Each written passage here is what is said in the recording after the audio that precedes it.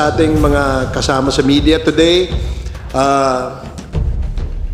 The Quadcom will turn over documents pertaining to the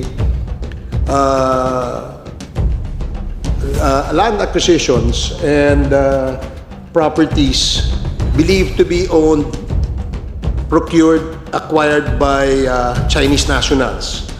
In the course of the investigation of the Committee on Public Accounts and the Committee on Dangerous Drugs, we have discovered that there are several Chinese personalities who acquired thousands of hectares of land in the province of Pampanga. And this was the result. These documents are the findings of the Committee on Public Accounts and the Committee on Dangerous Drugs, where corporations majority owned by Chinese, ang na-discover natin that acquired these properties. And now we will, the part of the recommendation of the committee, the Quad Committee, is to turn over these documents to the Office of the Solicitor General in order to conduct their own investigation for possible for future proceedings for these properties. Malaki ho ang na-discover dito sa laki ng lupang nabili ng mga Chinese nationals, no? Na alam naman po natin that the Constitution prohibits foreign nationals from acquiring 100% ownership ng ating mga lupa at ng mga pagtatayo ng mga korporasyon. So today, as just to let the people know na ito ho ay trabaho ng Quadcom, at gusto naming i-emphasize na ang Quadcom ay walang politika kundi trabaho lamang.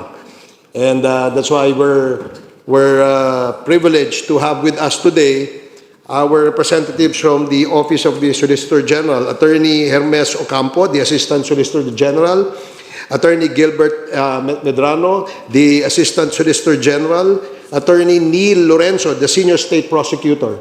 So, welcome and thank you for joining us here in this turnover of petition for civil forfeiture sa Office of the Solicitor General. So, can we turn this over now?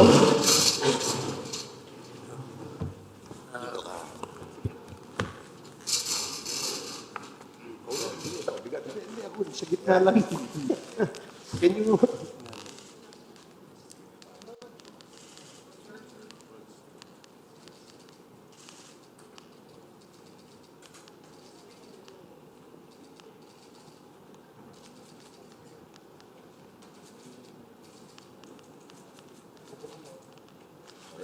Okay. Thank you. Thank you po. Kayo nang bahala dyan. Dapat maraming makasuha na dyan. So, we will now open the floor for questions from our friends in the media. But before that, please allow me to acknowledge the presence of Congressman Rog Gutierrez, Congressman Paulo Ortega, my co-chair in the Quadcom, Congressman Dan Fernandez, and of course my co-chair, the chair of the Committee on Public Accounts, Congressman Caraps Paduano. So we will now entertain questions. You can ask questions. Yes, Tina?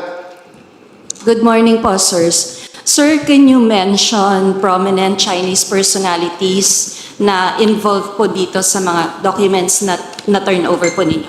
Okay, we will ask the chairman of the Committee on Public Accounts the names of the owners of these properties. Good morning, everyone. Anyway, during the last year's hearing, lumabas na po yung pangalan ni a certain Eddie Tayang, in which the Bureau of Immigration confirms that Eddie Tayang is a Chinese citizen, with being a passport holder of a Chinese, in the person of Jia Jingyang.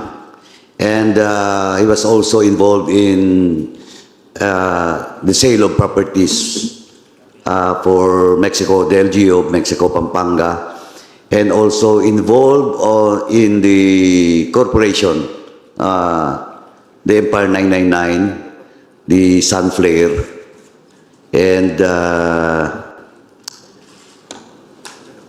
ayun, Mexico 999 and Empire 999 and Sunflare. Eddie Tayang involved in those corporations in which, well, in fact, he was cited in contempt. I think if my memory serves me right, that was November of last year pa. And until now, he is at large. And having transaction with the LGU of Mexico, Pampanga, particularly during the time of Mayor Tumang. In addition also to the names mentioned by Congressman Paduano, a certain Willie Ong also have acquired hundreds, based on our records, we have 300 land titles registered under his name. And Mr. Willie Ong has likewise been identified as a Chinese national.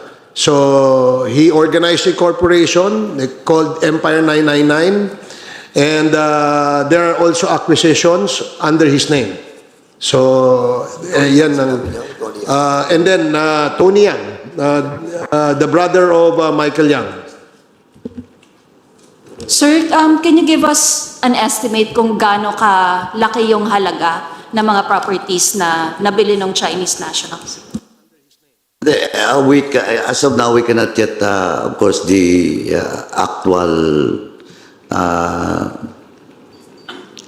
yung worth ng properties, no? But thousands of hectares po ang involved dito. And what is prominent is the corporations, no? That was owned by these Chinese nationals. Yung Empire 999 po, as I've said, Sunflare, at saka Empire 999 and Sunflare po.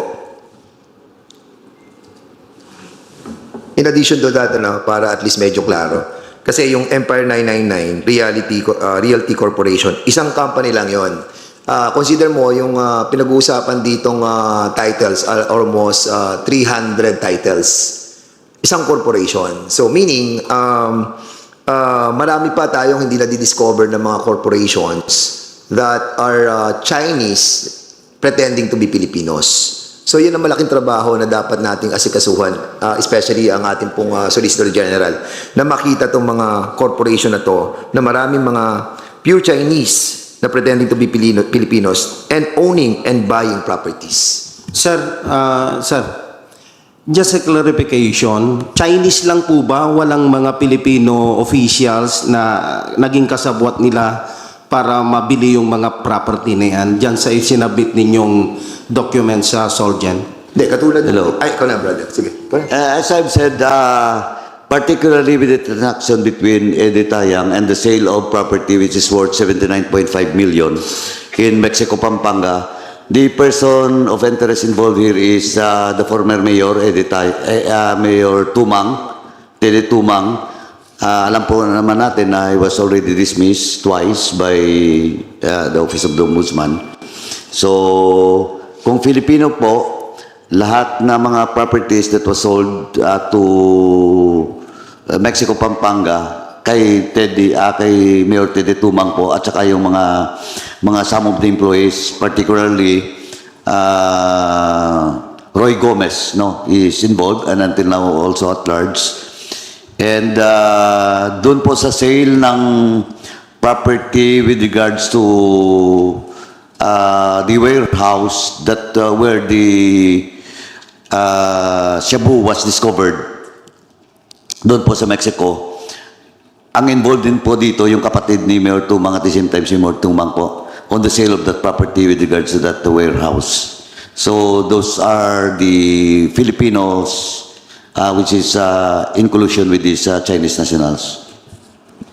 Hi. I think let me emphasize also no, na ito sila ay nagpanggap ng mga Pilipino. Gumamit sila ng mga peke at mga spurious na mga dokumento na magpapatunay na sila ay mga Pilipino.